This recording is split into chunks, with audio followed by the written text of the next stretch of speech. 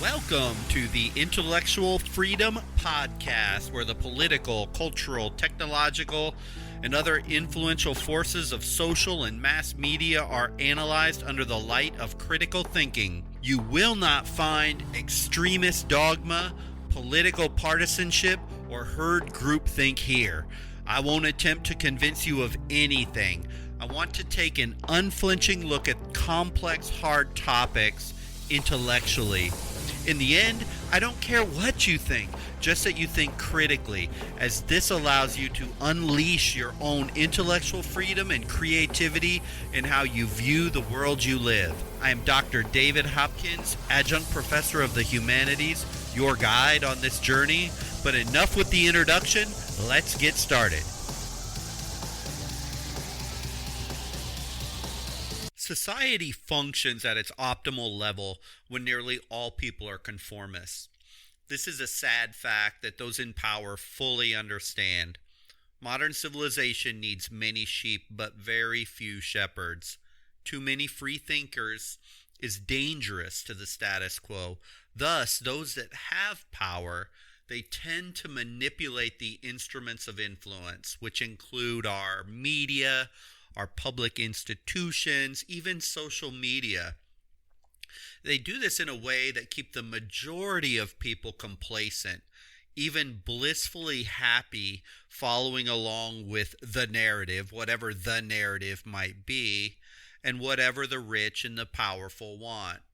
We all need to understand this.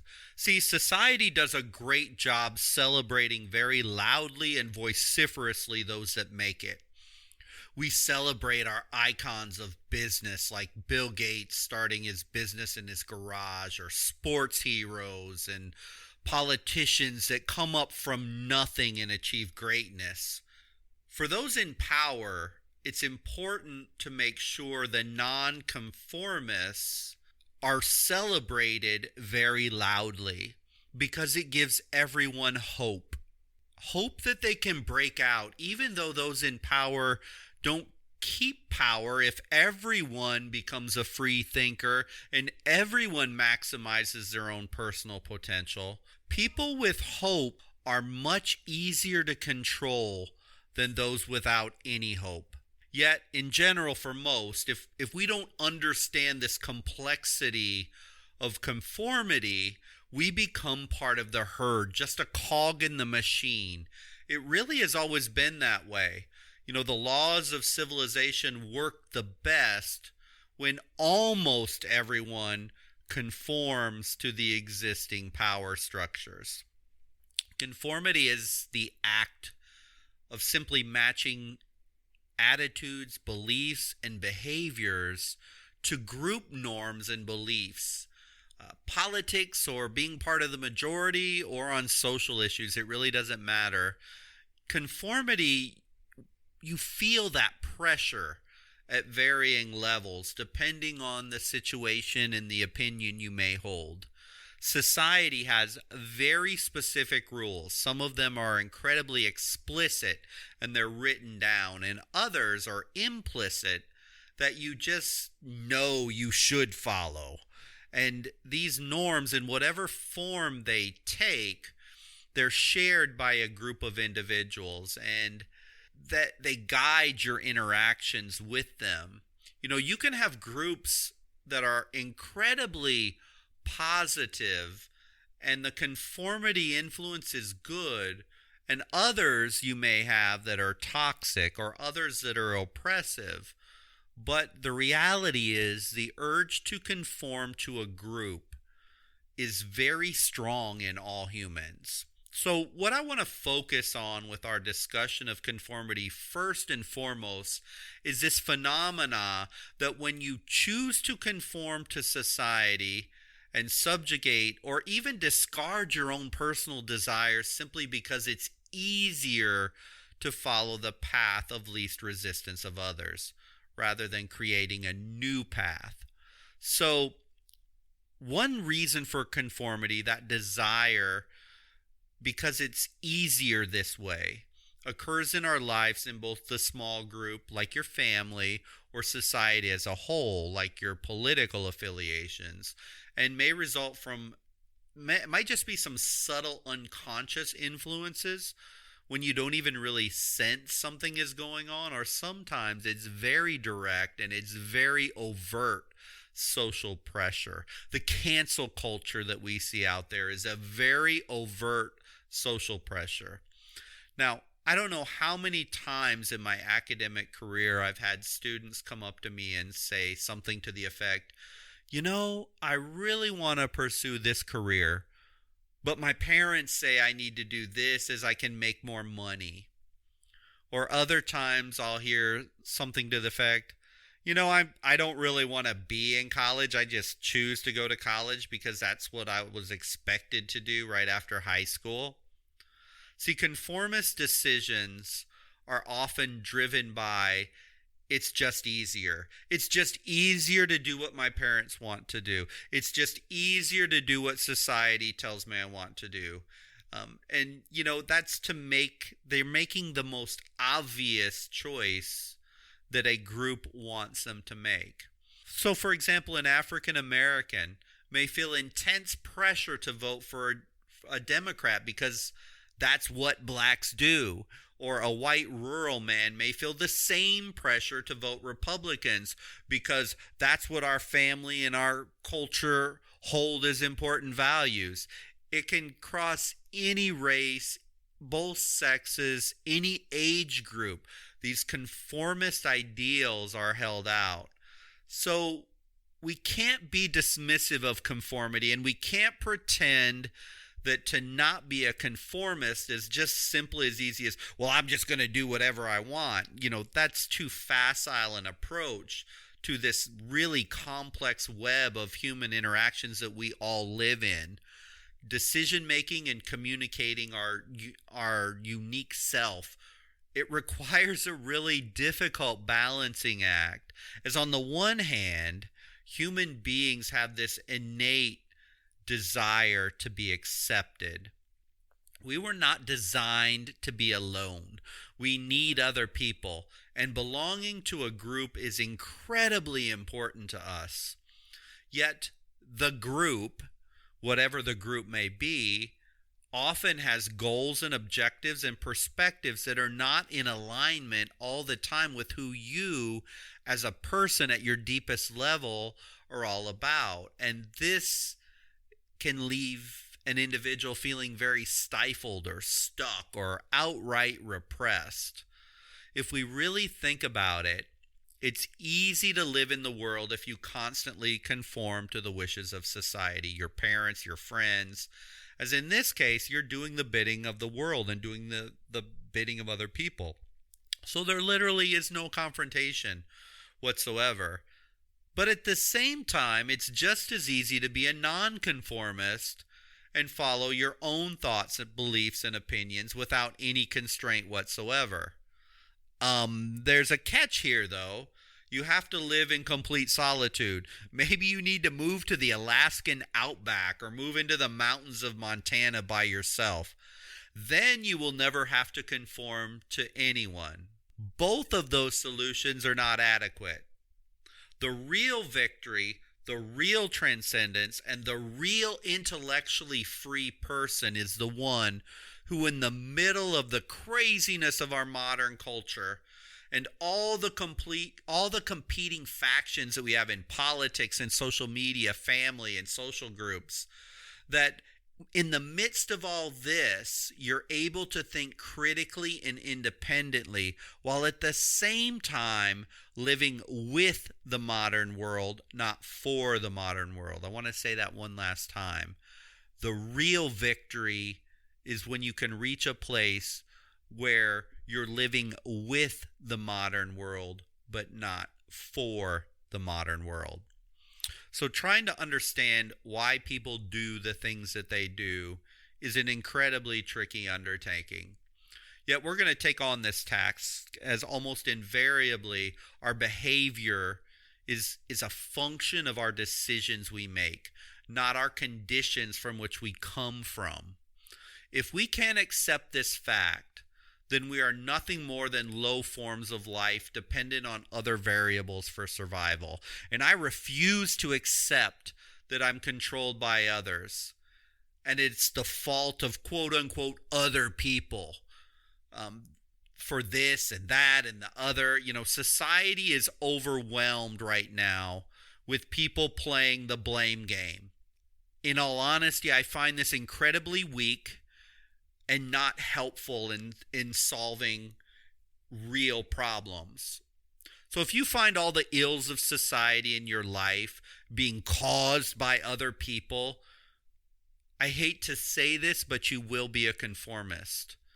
Because as the winds blow from left to right to up to down, you're going to be swept away in this thing or that thing.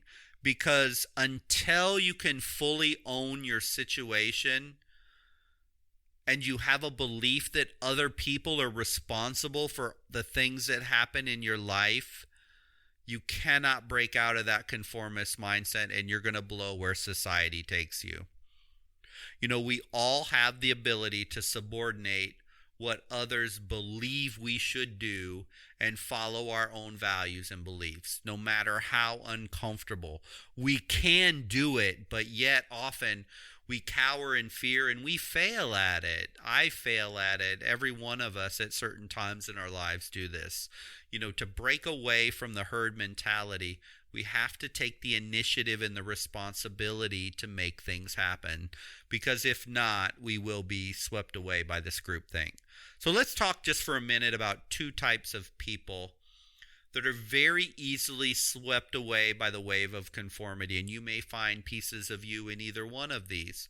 As in reality, most people, most of the time, conform. They want to please. They want to be accepted. They want to be comfortable. But the truth is, deep down, many in society, in doing this, hold regrets for not stepping out.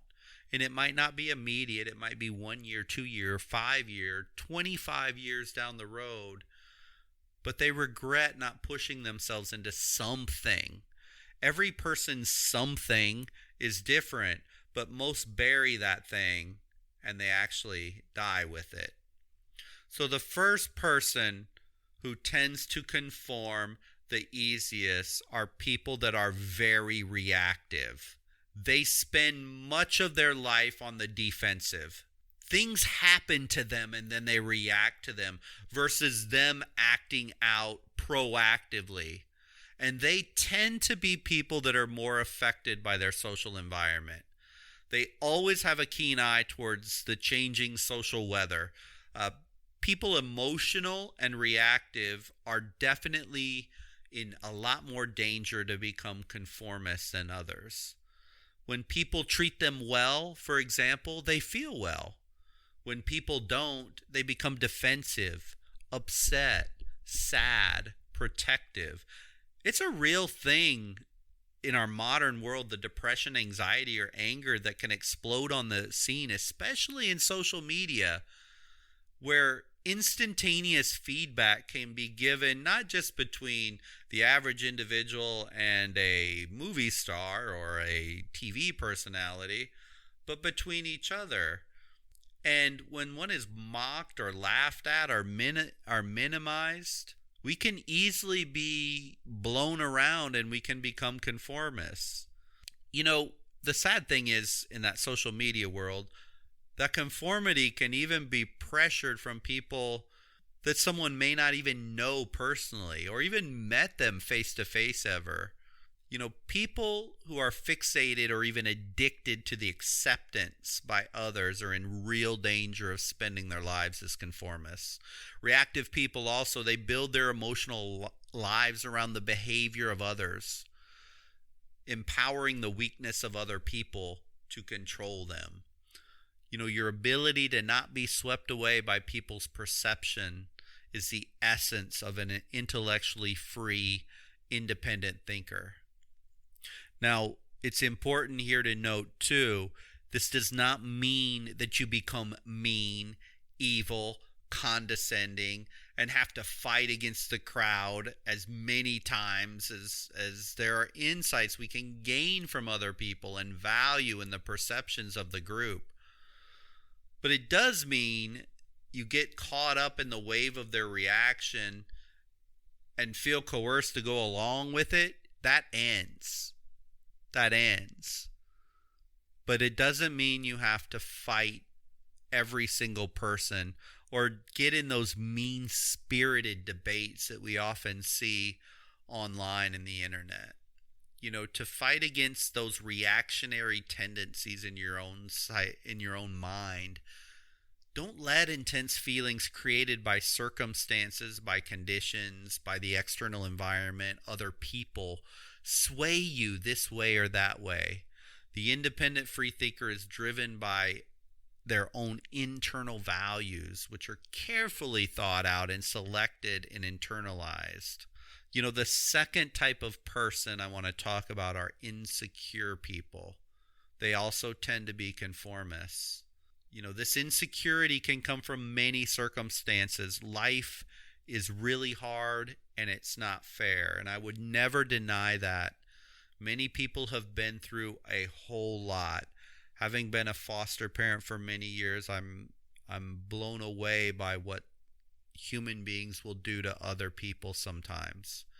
You know, whether it's physical, emotional abuse, racism, sexual abuse, bullying, physical disabilities, broken families, you know, while others just have never truly been able to overcome just internal fear and self-doubt. The types of people and the types of insecurities that are bred over time, those are real, and there's no denying that. And, you know, I'm not here to talk about all the psychological potentialities as if I go down that rabbit hole, there's no way for me to escape it.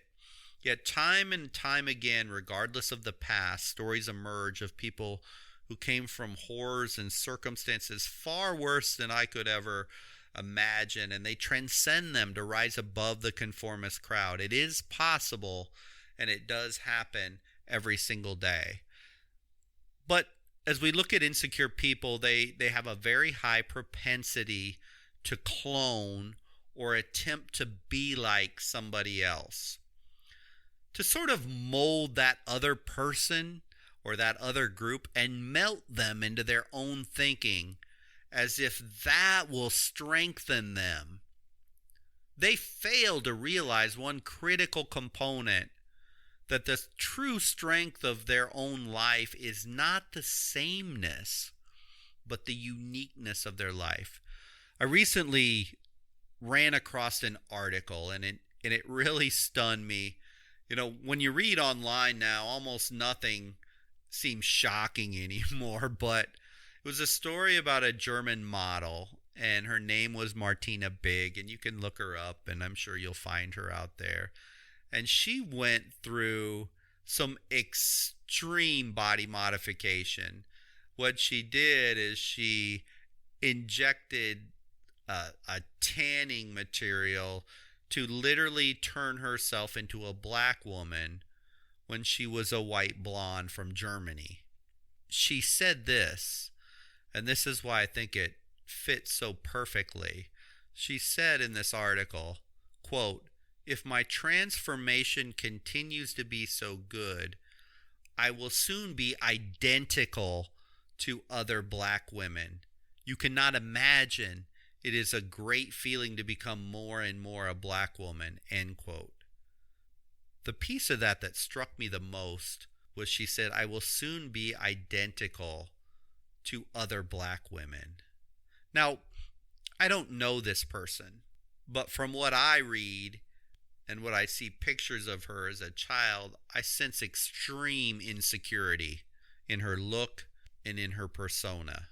You know, wanting to be identical to other black women, what does that even mean? You know, it's such a sad murdering of the self. I would say the same thing of a black who wants to be white, or anybody attempting to conform either physically or psychologically to something else that's not their true self. That's an extreme example. But, even plastic surgery, just standard plastic surgery, breast augmentation or lip augmentation or whatever it is, it's basically your psyche trying to conform to another person's perceptions of beauty. And it's really sad. If we look at things outside the emotion and hyperbole, sameness is really uncreative. It's actually incredibly boring. This is why those that chase the things of this world can never be satisfied. As just as a person reaches quote unquote conformity or sameness, society can, does, and will shift, and it will change.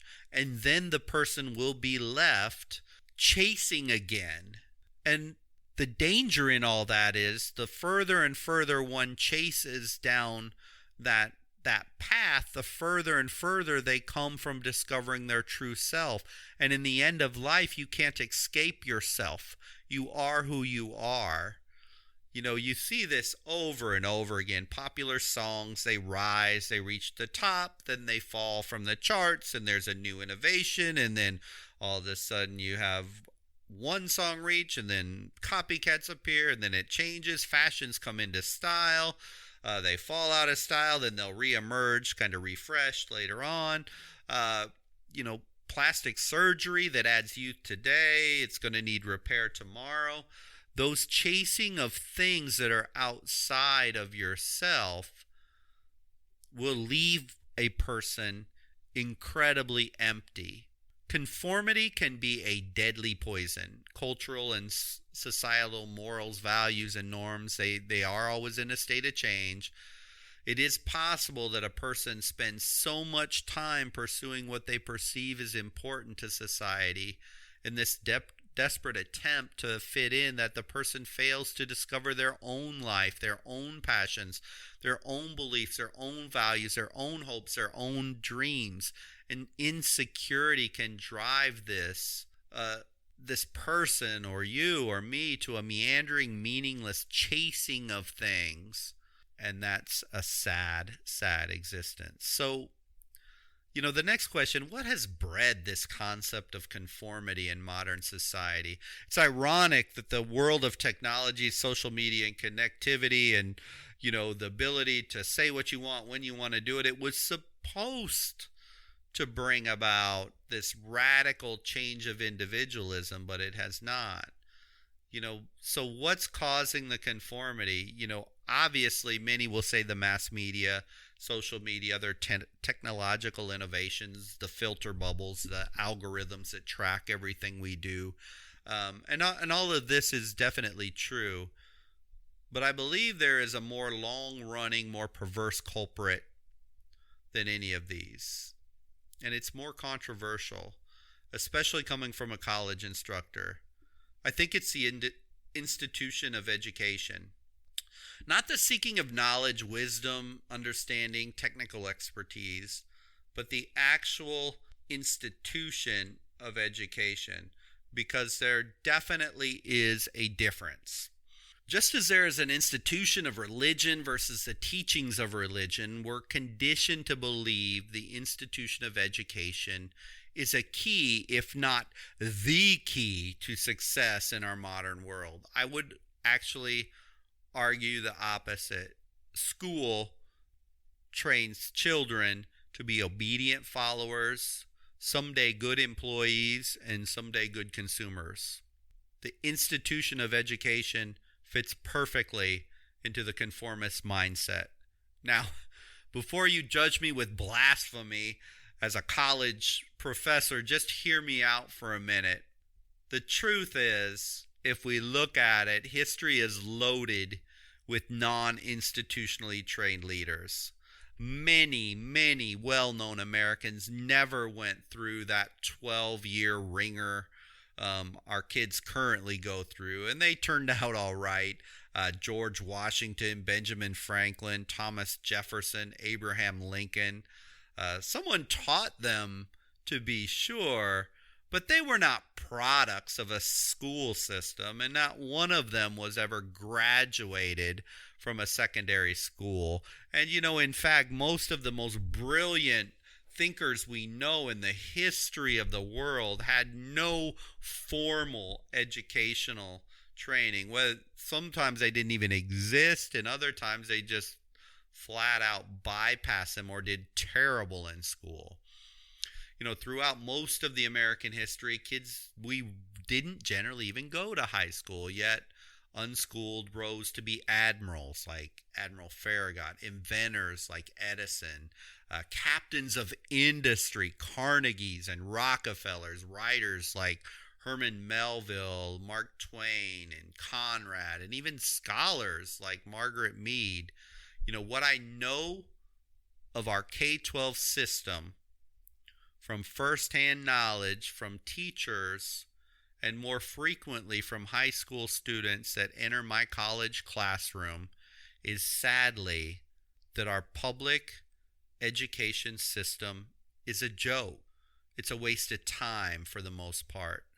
Now, with the exception of those brilliant, glaring saint instructors who find some way to tap into the soul of their students and deliver, the true beauty of knowledge and learning despite being in the midst of a cesspool of mediocrity.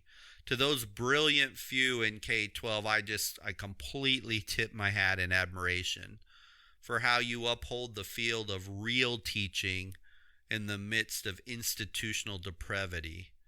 Sadly, in the name of conformity, the aim of education is to keep an orderly marching of young minds from step 1 through step 12 as quickly and efficiently as possible, to keep them moving, which unfortunately reduces as many individuals as possible to basically the same level. We're breeding and we're training this standardized citizenry to put down dissent and originality in the name of organization. These students have to march in order from A to Z, and we can't stop to make anything individualized whatsoever. We have to keep them moving because the next group is coming right behind them. Sadly, this appears to be the aim in K-12. And the same, sadly, is showing itself more and more in higher education.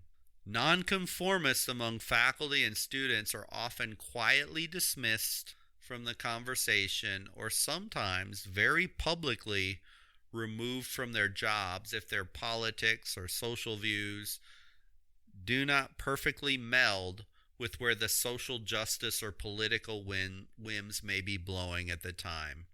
There are now armies of doctorate in education administrators hired in droves who have never taught in a classroom, but are taught eduspeak jargon on how to manage education from afar as they sit in beautiful offices paid tens of thousands of dollars more than the actual educators to quote-unquote evaluate, analyze, and critique how the soldiers, the students, are progressing from A to B, and whether the frontline officers, aka the instructors, are towing the line to meet the state numeric standard of excellence, which isn't really excellence but conformity, and also, of course, to know how profitable or unprofitable it is appearing to be.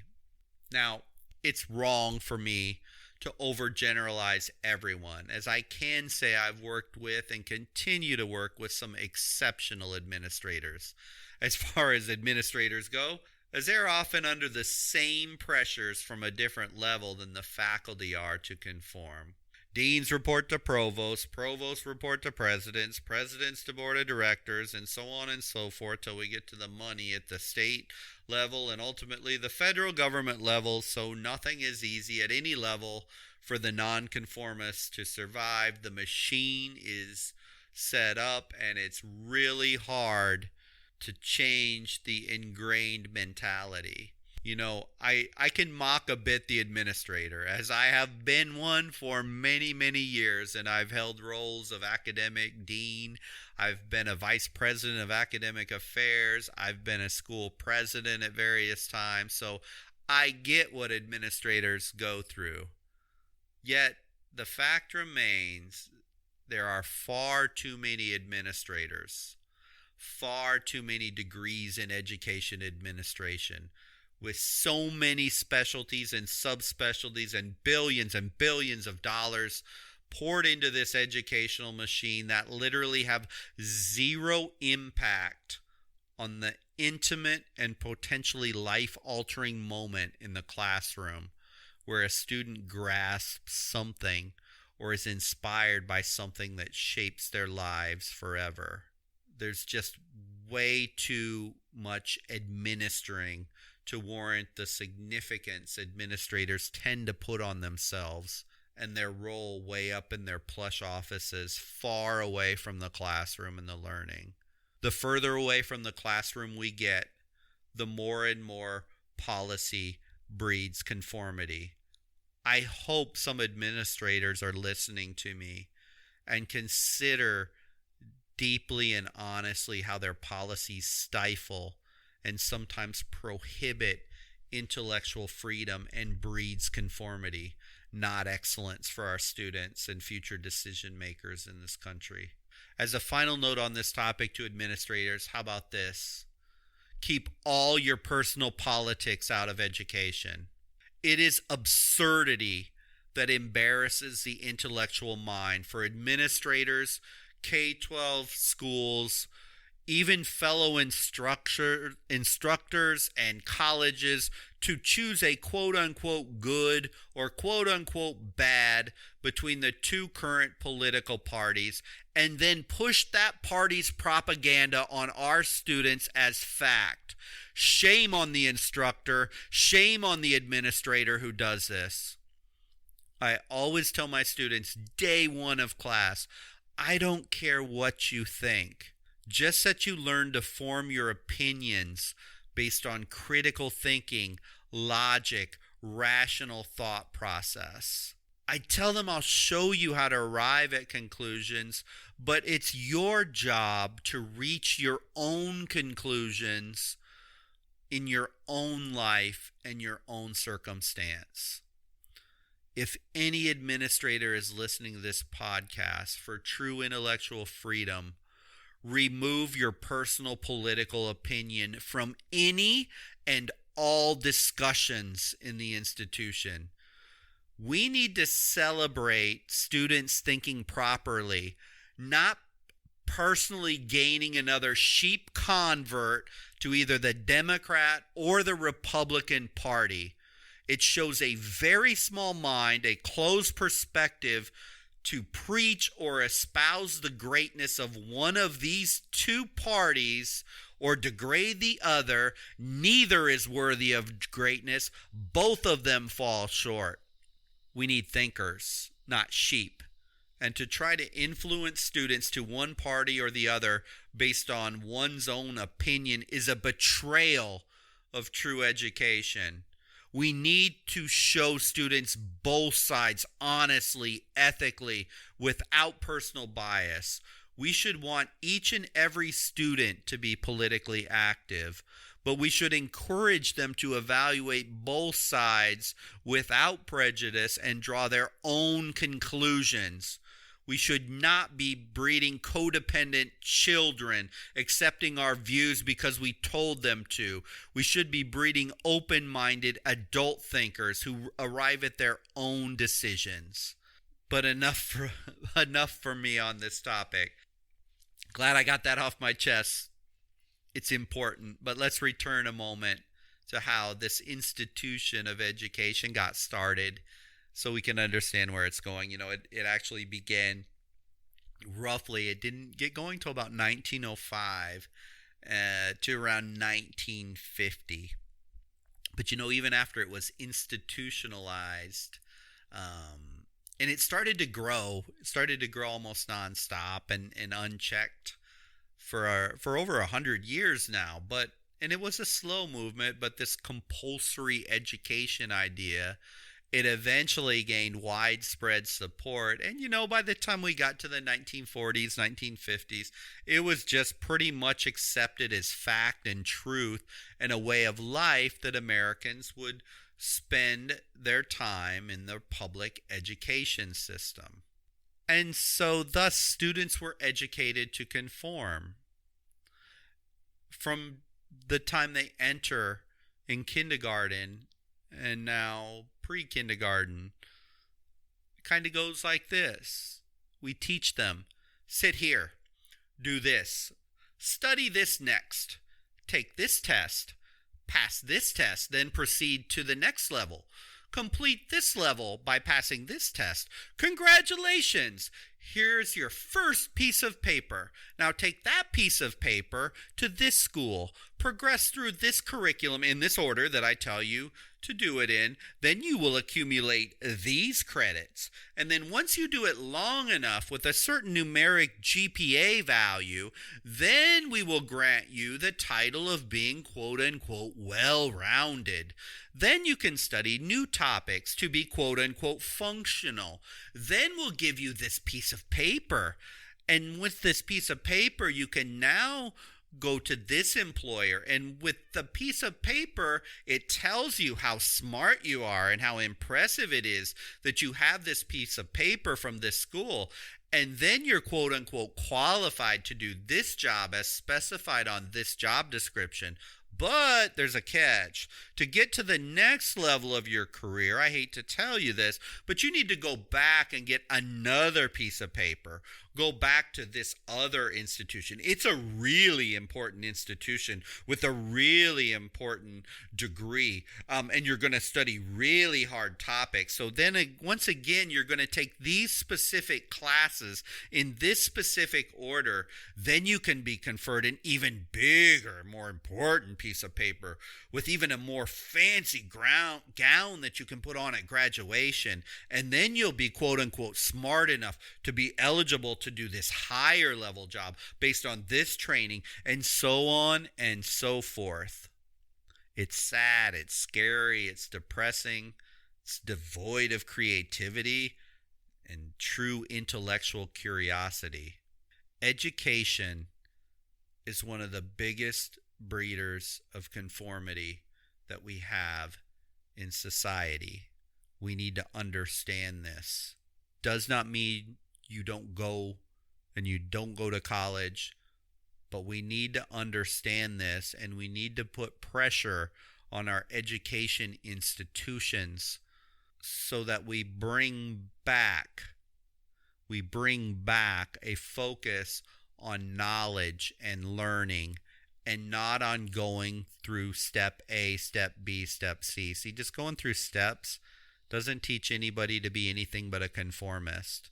And I think that's why when I talk to college students about how frustrated they are with the education process, many times it's not feeding their passions, their internal drives to achieve the best of themselves, but rather what it's attempting to do is just forcing them into conformity, and they don't want it, and they're not excited about it. They feel it's something they have to do because society told them they needed to do it, but we're not doing a good job of creating free thinkers. We're doing a great job of breeding conformists. So thus far, I've talked about reactionary and insecure people tend to be conformists, and we just discussed maybe the most dangerous system of breeding conformity is the one that should create the most intellectual free thinking, our education system. So we all have to be very, very alert, especially for those of you that have children going through the system, or if you're a college student listening right now, or if you're considering going back to college, pay attention to these things.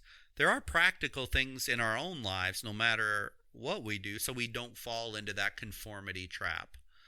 And so let me just run through three or four of these things I think that help us breed. And when you study this idea of creative, intellectual, free thinkers, many of them have them in varying degrees. So, first of all, you need to be skeptical about your own beliefs.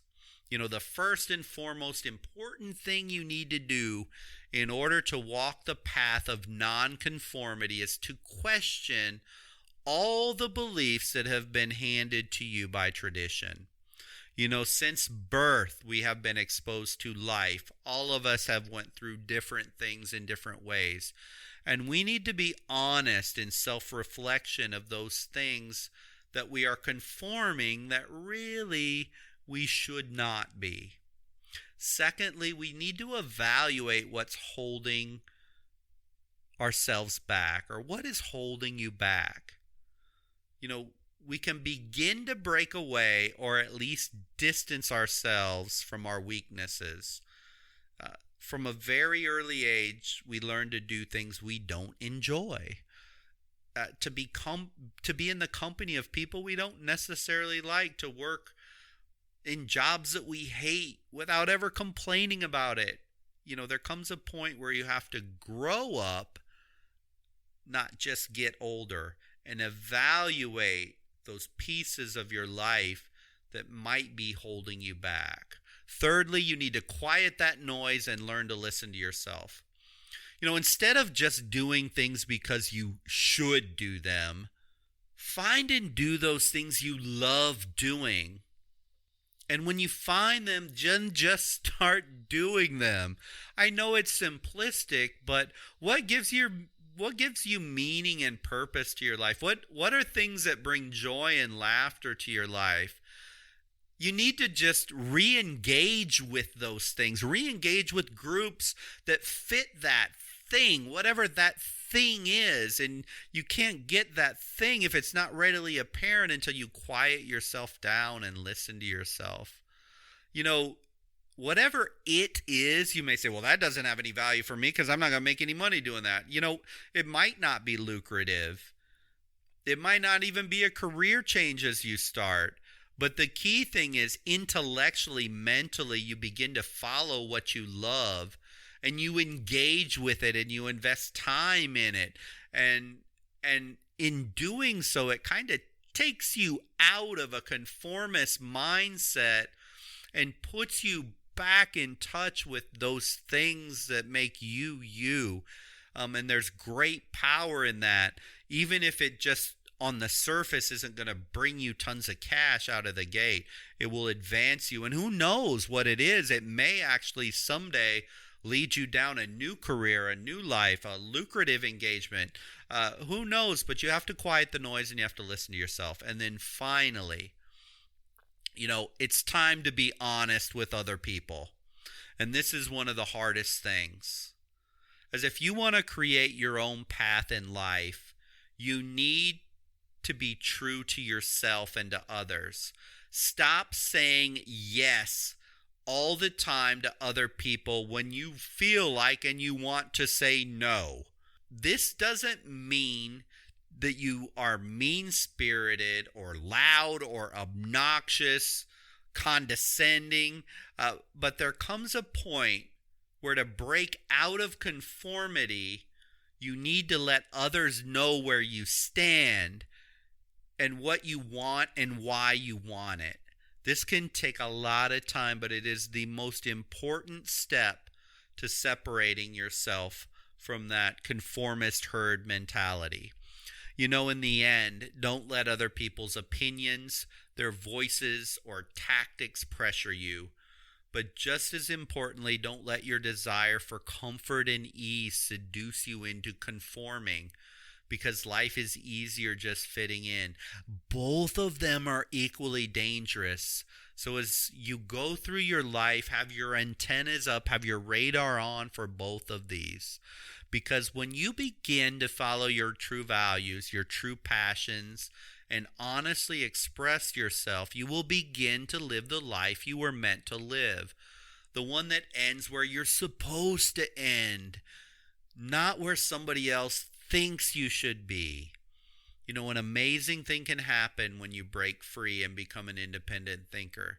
You know, all that fear, all that anxiety you had of being ostracized if you did not conform, it actually can become the thing that attracts other people's to you because you are not a conformist. As when you're confident in yourself that you are honestly living out who you are, people see that and they respect that, and it attracts people to you. As humans, we're drawn towards people with honest, ethical, true convictions. We trust it. And when you're conforming to the world, no matter how hard you may try, it will come across as fake and disingenuous. Or at best, you're going to come across as lazy, bored, and uninspiring. Let alone how miserable it may make you feel inside when you're conforming. You know, this topic is hard. We all must challenge ourselves to lead a truly creative life, being who we were designed to be. So the best bet is just jump on the road less traveled. Enjoy the journey. Take baby steps to break away from conformity. We need more independent, free thinkers, as this is actually the very best way to challenge the status quo in society. Thank you so much for listening. I hope you found value for the time you invested with me today. For discussion on this topic and many others, I invite you to join our private forums. I personally will be over there and engaging with everyone, and it's just a community of like-minded thinkers just like yourself. If you're not a member yet and looking for a community online that is very different, go to www.daviddhopkins.com. That's www.daviddhopkins.com. Follow the links and you can join us. You know, the best way to expand intellectually is to engage in a real dialogue in a way that fosters growth, understanding, and rigorous discussion without all the name-calling, demagoguery, and flame-throwing silliness of social media and the rest of society. This is what the private forum provides. I would love to see you join. Until the next episode, all my very best to you and your family.